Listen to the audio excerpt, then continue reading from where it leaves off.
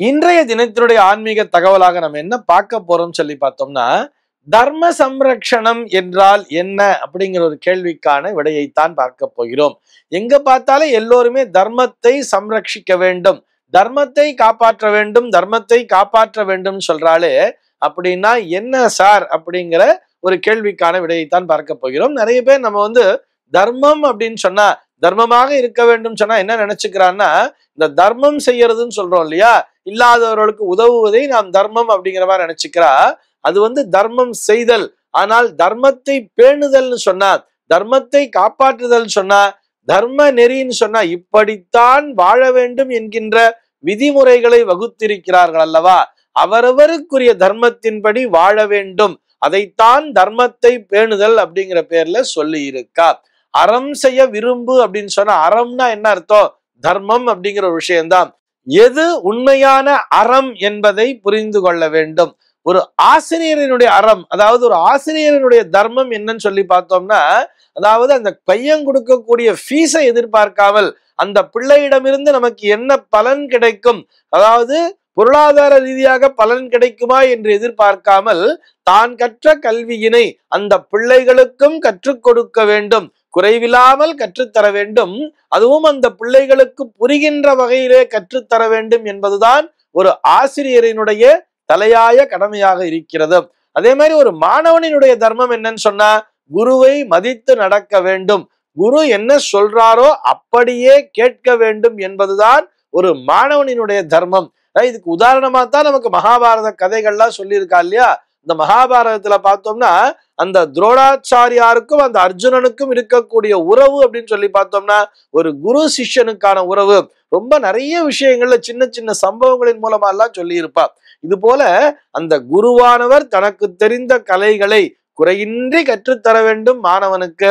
அந்த மாணவனும் அந்த குருவினை மதித்து அவரை வணங்கி எப்பொழுதுமே குருவினுடைய சொல்லை தவறாமல் கற்றுக்கொள்ள வேண்டும் என்பதுதான் அந்த மாணவனினுடைய தர்மமாக இருக்கிறது. அதே மாதிரி ஒரு கணவனினுடைய தர்மம் அப்படின்னு சொல்லி பார்த்தோம்னா, கணவன் சொல்றதை விட குடும்ப தலைவனினுடைய தர்மம் என்னன்னு சொல்லி பார்த்தோம்னா, தன்னுடைய குடும்பத்தை சரியான முறையிலே வழிநடத்தி செல்வது. கணவனாக அவன் என்ன பண்ணணும், மனைவிக்கு தேவையான விஷயங்களை அவள் கேட்காமலேயே செய்து தர வேண்டும். அதே போல அந்த குடும்ப தலைவன் தன்னுடைய பெற்றோர்களையும் மதித்து நடக்க வேண்டும், தன்னுடைய பிள்ளைகளையும் பேணி பாதுகாக்க வேண்டும். இதுதான் அந்த தலைவனினுடைய தர்மமாக இருக்கிறது. அதே மாதிரி மனைவியினுடைய தர்மம் என்னன்னு சொல்லி பார்த்தோம்னா, தர்ம பத்தினினே சொல்லுவா தெரியுமா.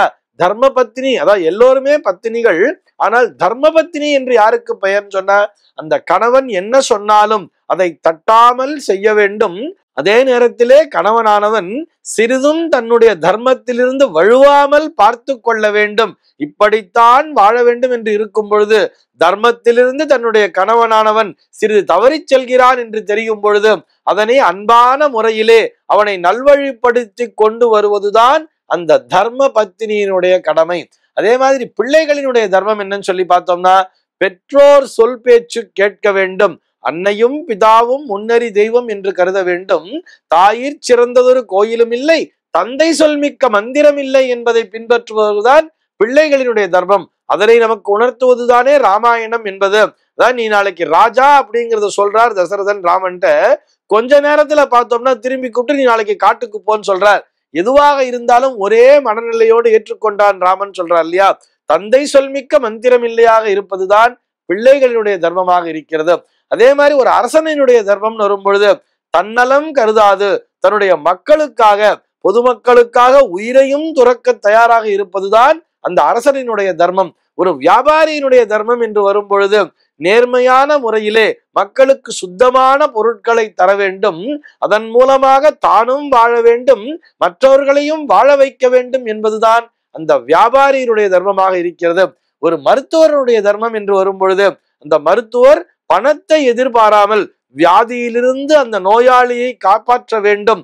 உயிருக்கு போராடி கொண்டிருக்கின்ற அந்த நோயாளியை அந்த நேரத்திலே பணம் கருதாது, இவ்வளவு காசு கொடுத்தாதான் காப்பாத்துவேன்னு சொல்லாம உடனடியாக செயல்பட்டு எந்த விதமான தயக்கமும் இன்றி உடனடி மருத்துவம் பார்ப்பதுதான் அந்த மருத்துவரினுடைய தர்மமாக இருக்கிறது.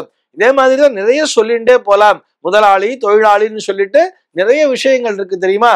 முதலாளியானவர் தொழிலாளியினுடைய அந்த குடும்பம் நன்றாக இருக்க வேண்டும், அந்த தொழிலாளியும் வயிறார உண்ண வேண்டும் என்ற எண்ணத்தோடு முதலாளியானவர் குறைவில்லாமல் சம்பளத்தை தர வேண்டும். அதே போல தொழிலாளியும் முதலாளிக்கு துரோகம் நினைக்காமல் அவர் கொடுக்கின்ற சம்பளத்திற்கு தகுந்தாற் போல்தான் வேலை பார்க்கணுங்கிறது இல்ல. உண்மையான உழைப்பினை வெளிப்படுத்தினாலே நம்முடைய உழைப்பிற்கு ஏற்ற ஊதியம் கிடைக்கும் என்கின்ற நம்பிக்கையோடு என்றுமே அந்த நம்பிக்கைக்கு பாத்திரமாக செயல்பட வேண்டியதுதான் அந்த தொழிலாளியினுடைய தர்மமாக இருக்கிறது. இப்படி அவரவர்கள் தாங்கள் செய்கின்ற தொழிலின் அடிப்படையிலும் தர்மத்தை காப்பாற்ற வேண்டும். நம்முடைய தர்மமானது இப்படித்தான் வாழ வேண்டும் என்கின்ற ஒரு விஷயத்தை தீர்மானிக்கிறது அல்லவா. பொதுவான வாழ்வியல் என்று வரும் பொழுது எல்லோருக்கும் பொதுவா ஒரு விஷயத்தை வச்சுக்கலாமே. இல்லற தர்மம் அப்படிங்கிற ஒரு விஷயத்தை கூட எடுத்துக்கலாம். இல்லற தர்மம் என்று வரும் பொழுது இந்த கலியுக தர்மம் சொல்லக்கூடிய விஷயம் ஒருவனுக்கு ஒருத்தி என்ற அந்த ஒரு விஷயத்தை பின்பற்றி வாழ வேண்டும். இதைத்தான் தர்ம சம்ரக்ஷணம் என்று நம்முடைய பெரியோர்கள் நம்மை வலியுறுத்துகிறார்கள். எவன் ஒருவன் தர்மத்தின்படி செயல்படுகிறானோ, இந்த தர்மத்தை காப்பாற்றி இந்த தர்மத்தை பேணி காக்கின்றானோ அவனுக்கு நிம்மதியான வாழ்க்கை என்பது அமைகிறது. இந்த தகவலோடு அடியேன் சுபதினம் நிகழ்ச்சியிலிருந்து விடைபெறுகிறேன்.